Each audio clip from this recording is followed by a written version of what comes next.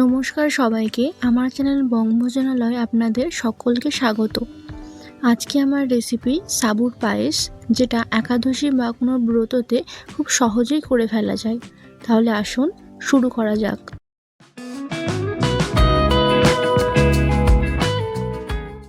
সাবুর পায়েস বানানোর জন্য লাগছে সাবু। আমি এখানে 300 গ্রাম ছোটো দানার সাবু নিয়েছি। এখানে ভালো করে ধুয়ে 4-5 ঘন্টার জন্য ভিজিয়ে রেখে দিচ্ছি।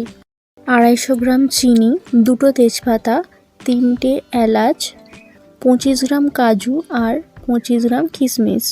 এবার একটা কড়া নিয়ে নিচ্ছি।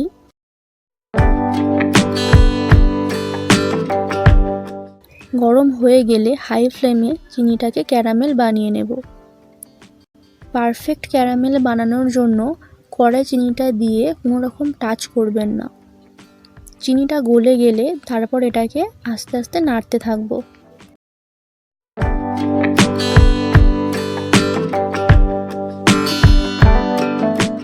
ক্যারামেলটা রেডি হয়ে গেছে। এবার এতে দিয়ে দিচ্ছি 1 লিটার ফুল ফ্যাট মিল্ক। দুধটা দেওয়ার সঙ্গে সঙ্গে অনবরত নাড়তে থাকবো।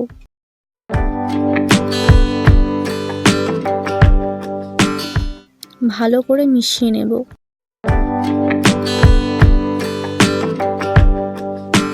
এবার দুধটাকে হাই ফ্লেমে ফোটাতে থাকবো যতক্ষণ না একটু গাঢ় হয়ে যাচ্ছে।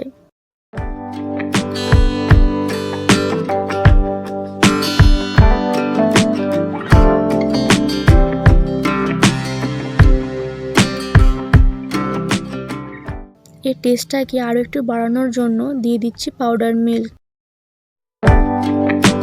পাশে যে দুধের সরগুলো পড়ছে সেগুলোকে এভাবে দুধের সাথে একটু মিশিয়ে দেব। এরপর এতে দিয়ে দিচ্ছি 2টো তেজপাতা আর 3টে ফাটিয়ে নেওয়া এলাচ।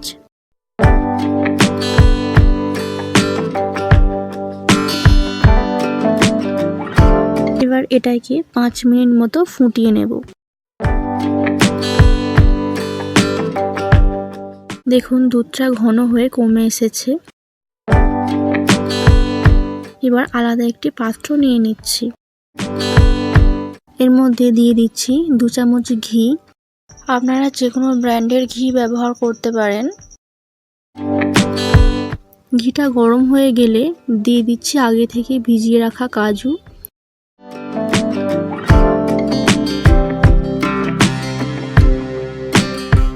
আর দিয়ে দিচ্ছি কিশমিশ। লো ফ্লেমে এটাকে একটু ভেজে নেব।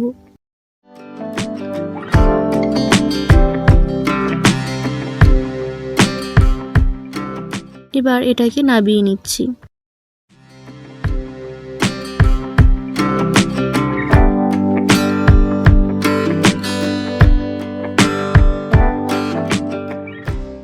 অন্যদিকে দুধের যে মিশ্রণটা করা ছিল তার মধ্যে ভেজানো সাবুটাকে দিয়ে দিচ্ছি। আমি এখানে ছোট দানার সাবু নিয়েছি, আপনারা বড় দানার সাবুও ব্যবহার করতে পারেন।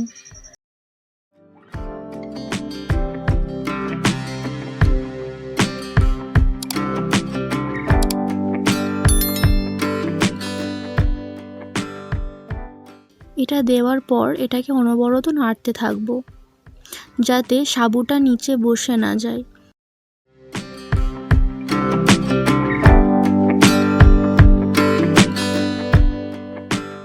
এক মিনিট মতো ফুটিয়ে নিচ্ছি।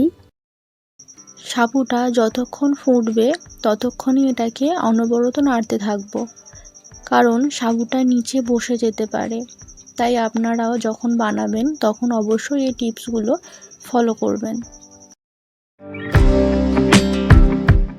এরপর এতে ভেজে রাখা কাজু কিশমিশটাকে দিয়ে দিচ্ছি।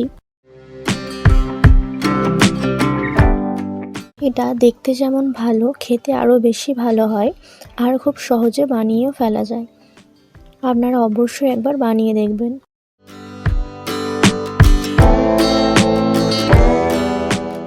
এখানে খুব বেশি গাঢ় করে নামাবেন না, কারণ ঠান্ডা হলে সাবুটা আরও বসে যাবে। ঠিক এই রকম হলেই বুঝবেন সাবুর পায়েস একদম রেডি। আমার আজকের রেসিপিটি আপনাদের কেমন লাগলো তো অবশ্যই আমাকে কমেন্টে জানাবেন। ভিডিওটি ভালো লাগলে একটি লাইক করবেন আর আমার চ্যানেল সাবস্ক্রাইব করে আমার পাশে থাকবেন। ধন্যবাদ।